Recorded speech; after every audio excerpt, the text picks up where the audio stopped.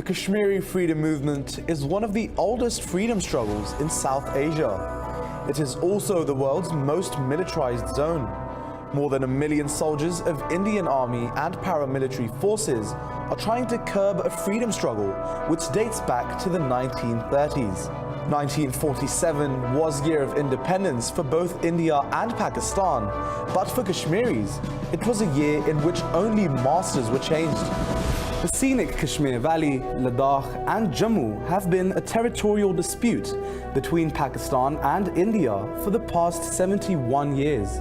Pakistan and India have fought one all-out and 2 limited wars on this issue. Pakistan supports Kashmiris' right to self-determination and plebiscite, which was promised to them and later endorsed by the UN resolution. The United Nations Security Council resolution of 1948 stated that the fate of Kashmir will be decided over UN-supervised plebiscite. Soon after the resolution, the conditions for holding a plebiscite were also laid down. The implementation of the resolution, however, has been lingering ever since, as India has consistently found ways for its delay.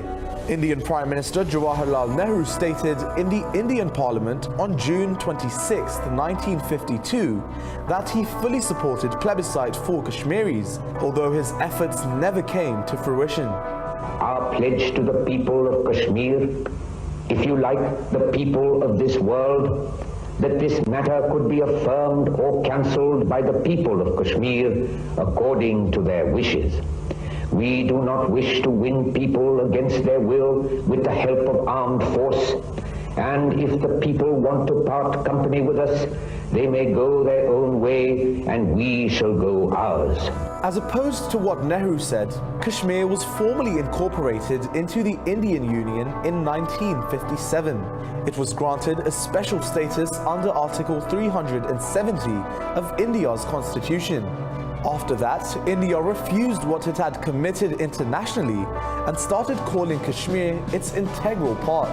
The fight for self-determination between Kashmiri freedom fighters and Indian forces continues to date. Furthermore, India has used high-handed approaches to control any discontent Kashmiris dare express. Indian-occupied Kashmir has become a curfew zone. Kashmiris are beaten and humiliated in different parts of India, and doors of progress have been closed for Kashmiris. In July 1988, a series of demonstrations and strikes gave it more force. India used brutal force to control freedom struggles, but after the martyrdom of Burhan Wani in 2016, the second intifada started, which has become a big nightmare for the Indian state. More than 100,000 Kashmiris have been martyred, thousands are missing, and around 22,900 women have been raped since 1989. Indian security forces have taken sadism to new highs. The Indian Army and paramilitary forces use pellet guns to counter protests.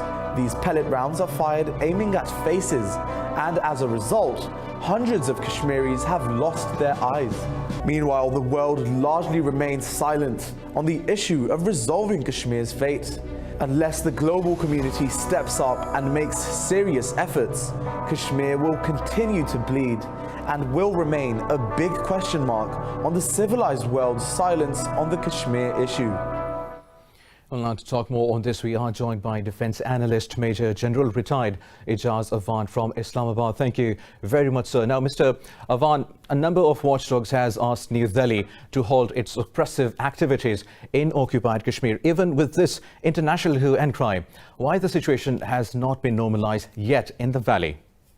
Well, unfortunately, let's accept the reality that there is no morality in the geostrategic environment or in the state affairs.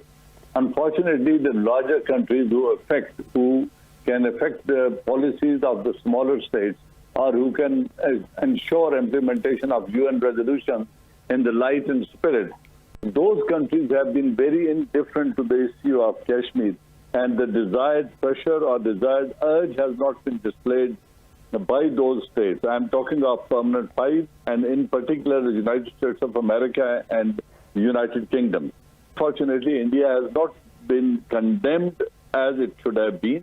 There is no political pressure on India, and the human rights violations have gone unnoticed largely, other than a few comments here and there. Now, all states, all member states in the United Nations, they do realize that what's happening is wrong. In their private conversation, they acknowledge that this is unfair treatment being given to the people of Kashmir, and UN resolutions are being disregarded. But when they come to the formal sitting and voting or formal opinion, there the states, they take responsibility and they prefer or accord priority to their geostrategic interests. That's a harsh reality. Right. Now, Mr. Avan, I mean, what does India want through its brutal activities and the longest crushing curfew in the occupied valley?